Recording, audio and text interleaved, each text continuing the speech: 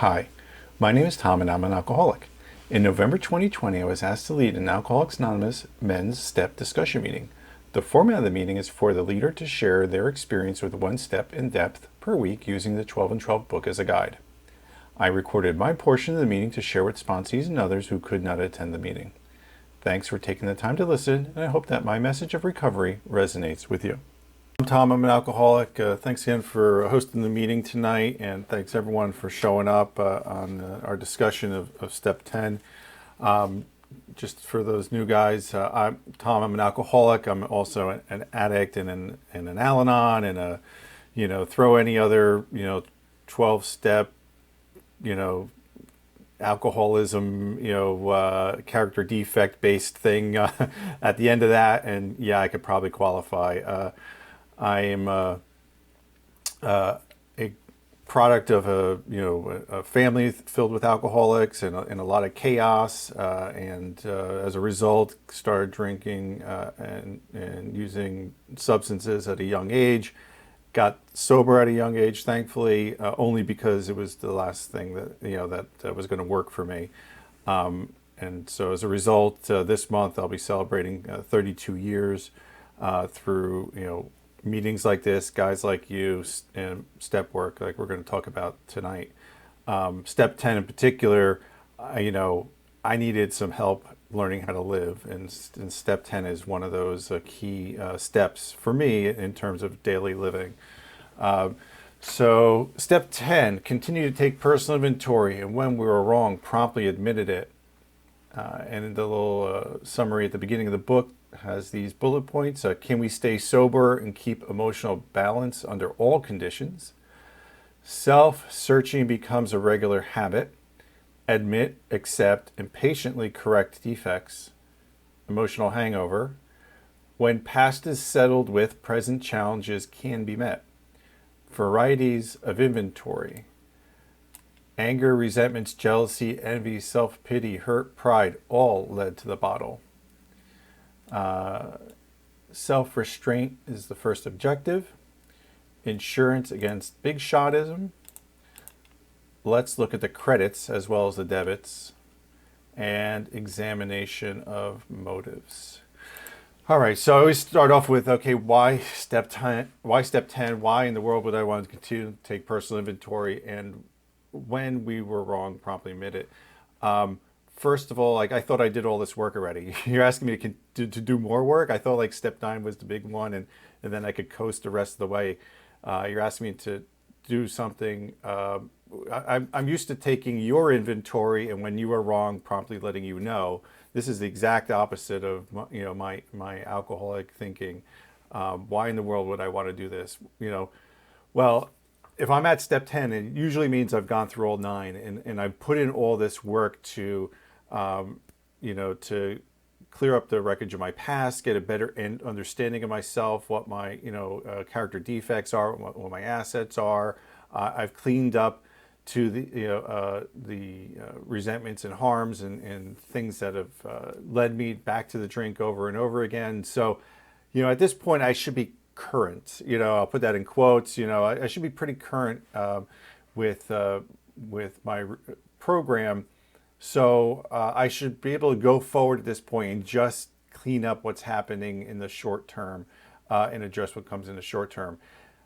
If I don't, well, I can cause enough wreckage in my short term to backslide. I can certainly build up enough resentments and harms done that I have to go through the whole 4-step process all over again, or maybe even worse, that I get so disconnected from my higher power and believing that I'm an alcoholic that I could go back to a drink as a result of what I do in my day-to-day. So it's the day I have to concern myself with step 10. Page 90 is another risk right there. It says, anger, the occasional luxury of more balanced people, could keep us on an emotional jag indefinitely. These emotional dry benders often led straight to the bottle. Other kinds of disturbances, jealousy, envy, self-pity, or hurt pride, did the same thing. So it always comes back to drinking, as I love to do is okay, well, I know what the risk is. It's, but what's the promise? What's going to come of this that's, going to make my life better if I got to continue to take this inventory and promptly admit when I'm wrong. Well, it talks about the minutes and sometimes hours spent in self-examination are bound to make the other hours of our day better and happier. That's 89 to 90.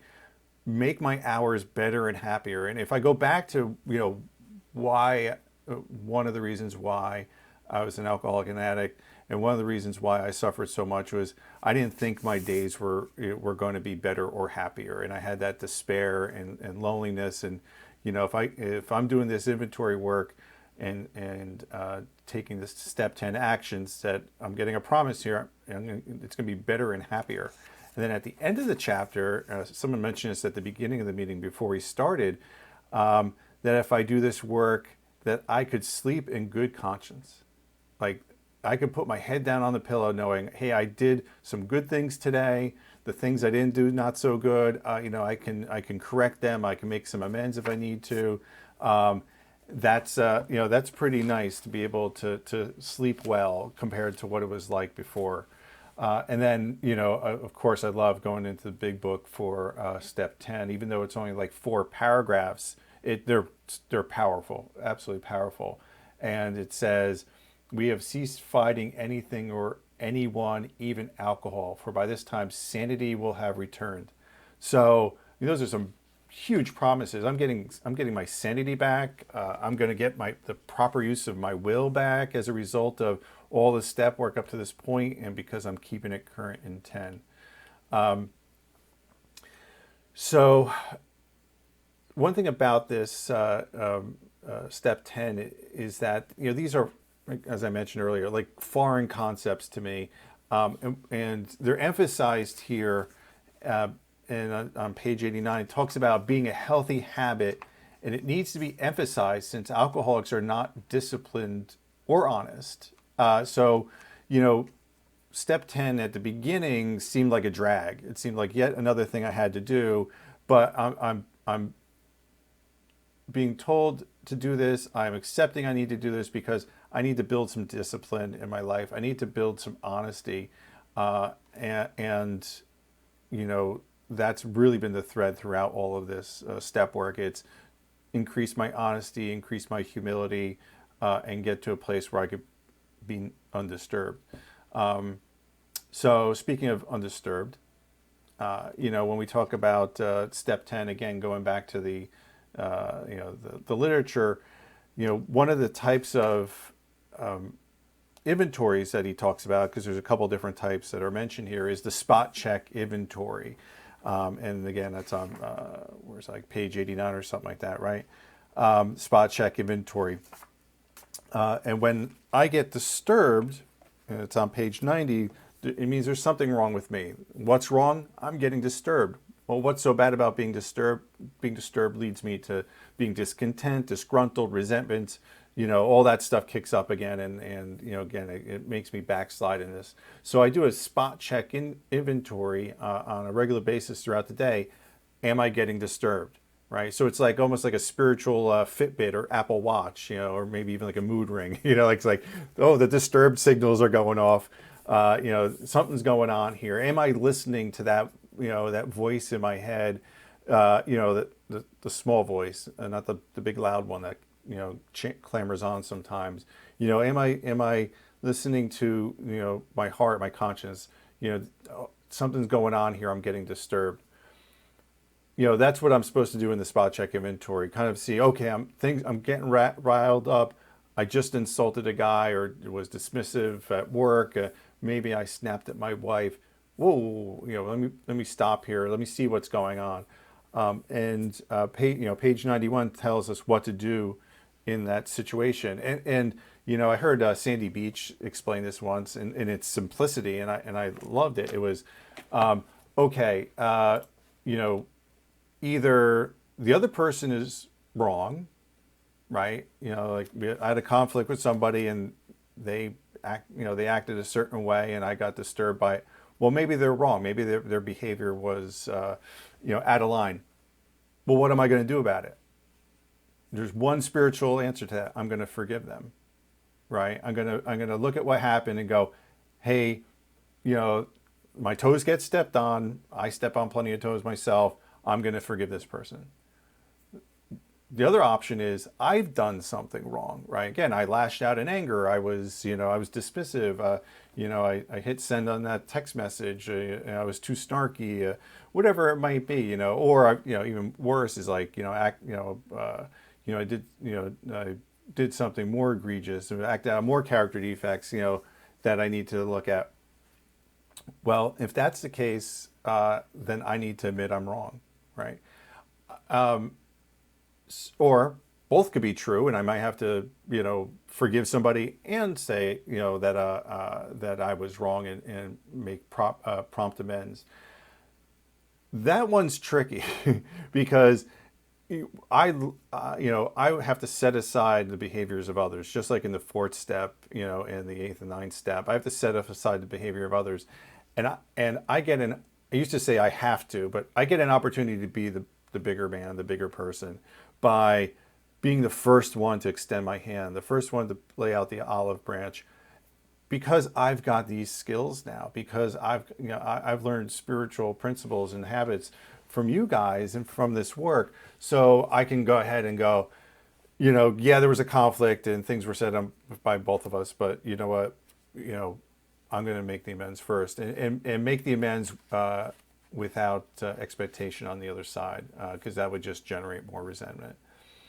What what else I'll mention is the word promptly, and I've done step 10 not promptly, where I've sat on something that I know I should go back and make amends for, and it goes into the next day or the day after, maybe 3 days.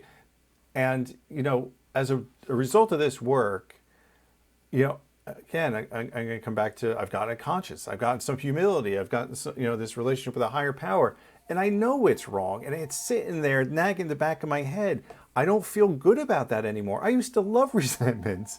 I used to love holding a grudge.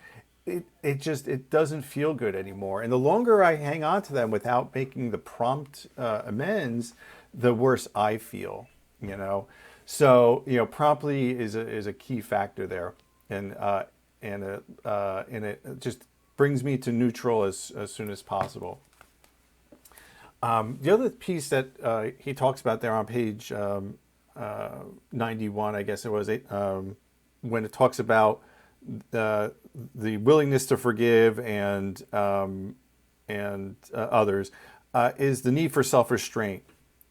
And that's where it comes in, not having to make the amends to begin with, right? Just pausing, not saying what I think off the top of my head, not reacting in anger, taking a deep breath, being more mindful of my reactions, because that restraint, and he talks about restraint of tongue and pen.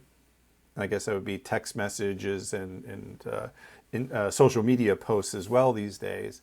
It just means that if I'm constantly being mindful, it gives me just a few seconds more of restraint and ability to see where my behavior is at before I lash out. The good news is, as he says, we shall look for progress, not perfection, because I am a human being and I would love to, I love to be perfect and not get disturbed. And when I do, be, all mindful and pausing and, meditative about, why I'm disturbed. And let's be honest, I'm prone to selfishness, self-centeredness, and fear, as much as the next guy. I'm just looking to do better each time I fall back down. So, I'm glad that he gives us the grace here to look for progress, not perfection. The other inventories he talks about here is the one at the end of the day, right? So it's the end of the day inventory. As I'm putting my head to pillow, or if I want to do it formally with a worksheet, or there's actually a 10-step app. Literally open up and go, where was I selfish, self-centered? I could check some boxes. I'm looking to see, what kind of day was it? Do I need to make amends tomorrow? Was there something that I could do better? And it's not this remorseful, self-flagellation, that he talks about. It's really about just trying to make these improvements, incremental improvements, being aware of, what my footprint is in the world and what my impact is in the world. The other part of the day's end inventory is I get to look at what I've done well, and I think he mentions that on page 93, 94 here. Um, it's a poor day indeed when we haven't done something right. In fact, the waking hours are usually filled with the things that are constructive. As an as a certain type of alcoholic, I can get mired in remorseful thinking. I could get into my self-loathing, all that stuff. So it's a great reminder that this is also about, hey, this went right. I helped this guy out. Maybe I want to do more of that tomorrow. Maybe I could reach out to another guy. Things like that, which are really helpful. I'm trying to kind of shape myself in the type of man I want to be, and practice these principles in all my affairs. And that means I've got to kind of look at my behavior and what went well, what didn't. The other two that he talks about are the annual or semi-annual house cleaning. I know some people do, like a mini fort step once a year, or go out on retreat. It tends to be, how badly do things build up? Do I need to, make some other type of amends or review? And for me, I go back and I do a fort step like every 5 years. I do go on retreats, or used to when things were open up, but those are always helpful to just kind of step away from the daily stuff and get a chance to do some clear thinking. So when I look at step 10, I got to go back again to my own delusion and rationalization, and how much does that creep into my day-to-day thinking, right? So this is a journey for the truth. This is a journey towards humility. So I need to work with a sponsor for the stuff that is not clear to me. I might not see where I've done some harm. I might not understand where my anger is not justified. He talks about cease fighting anything and anyone, and he talks about the dangers of anger quite a bit in our literature. But I love justified anger. I love being right. But what does that get me? And I need people in my life, my spiritual brothers, sponsor, to be able to look at this, go, sure, you can be angry if you want, but you're not, there's no justification here. This is just, anger for anger's sake. This is your ego, lashing out, or trying to keep you from being connected to your higher power or to other people. They So the rationalization part, really comes into play. He talks about that as well, page 94. There are cases when our ancient rationalization has stepped in as justified conduct, which was really wrong.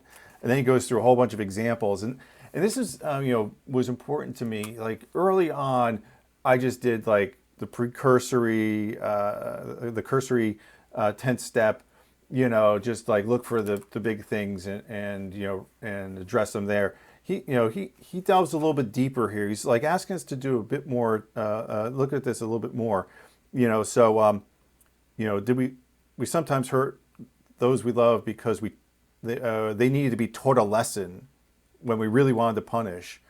We were depressed and complained when we were really just seeking sympathy and attention. The odd trait to hide a bad motive underneath a good one. So he's asking us to dig a little deeper here in terms of looking to these thoughts and these patterns, and to get to the truth behind them. So what what I love about the 10th step is, as I mentioned earlier, like these were skills that I didn't have, coming into the program. I certainly didn't have for most of my time in the program.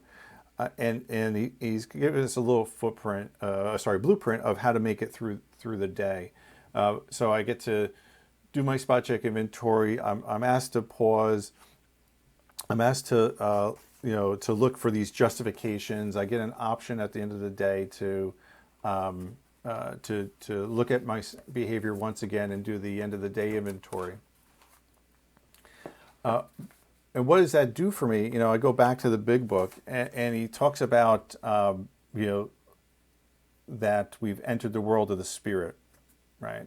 Had no idea what he was talking about with there, but he tells me that our next function is to grow in understanding and effectiveness, and that this is a lifetime piece of work that I have to do here. That when these behaviors crop up, again, the same things I saw in my inventory work, selfish, dishonest, resentment, fear, I go to my higher power and ask them for them to be removed. And he tells me love and tolerance is our code. Like, these are tall orders, but he wouldn't be putting this in the book here if this wasn't an option for us, if this wasn't readily available. Excuse me. These were the experiences of the people who came before us, and those who have written this work. So early on, when I was willing to write off, oh yeah, it sounds good in theory. Well, I'm telling you that this stuff actually comes to happen in reality, and in practice. So when I look at ceased fighting anything or anyone, I realize that it's not just that it happened, right, which is part of it. I become less invested in my ego and my possessions and my standing and having to be right and all that stuff. But also, it's instruction, and I love that I could take it either way. It's like, well, either it happened or it's instructions. It's actually both. That I'm being asked to cease fighting anything and anyone. That's a tall order for an alcoholic, but he's telling us that that's available to us. We've been placed in a position of neutrality, safe and protected. And that's exactly, that's our experience, that's how we react, as long as we keep in fit spiritual condition. So here again, I know that, on a day-to-day basis, I can have a clean slate. I can get some pause in my life. I can get some restraint, as long as I keep in fit spiritual condition. And he talks about that in step 11 on kind of like how we use prayer meditation to keep in fit spiritual condition. But also, I've been doing all this work up until this point to get to a place of fit spiritual condition. I just need to maintain it. And then he goes into a couple of the prayers at the end of this chapter. How can I best serve thee? Thy will be done. Again, trying to get out of my selfishness and self-centeredness. And then the line which I really like: we can exercise our willpower along this line all we wish. This is the proper use of the will. See, when I started off this journey, you told me I had lost my power. You said, Tom, you got no power. You're powerless over alcohol. Your life is unmanageable. Matter of fact, alcohol is not even your only problem. You got a ton of other problems. You should set aside your will, because you've been using it all wrong. And I get to the end of this process, and I'm told that you're better now. Sanity has returned. You now use your will properly. Problem is I was putting the ends before the means. What I should be doing is being of service to others, being of service to my higher power, and that's the proper use of the will. Then everything else starts to backfill in, and those where the satisfactions come in that gives me the ability to live life properly. And I'll finish up with one or two thoughts. One is that the one thing which has helped immensely with my 10 step is meditation and mindfulness. The idea of being present as much as possible, of being aware of my emotions and my thoughts, even if they're false. Again, even if there's rationalization going on, it's just being observant of what's going on inside of me and my reactions, and then I could tie them back to character defects. I can carry them back to maybe old resentments I never cleaned up. I can tie them back to other things that might be causing me reaction, and that gives me the ability to then go forward without reacting on them. So between practice over years and years of being sober, going through the steps, prayer, meditation, again, the mindfulness practice, the wisdom of this book, and other literature like it, has given me the opportunity to practice step 10 and find the tools for living it on a day-to-day basis, which won't lead me back to the drink. So that's the goal we're trying to get to today. So that's it for me. Thanks again for everyone being here. Hopefully I brought you a good talk on step 10. Thanks. Thank you, Tom.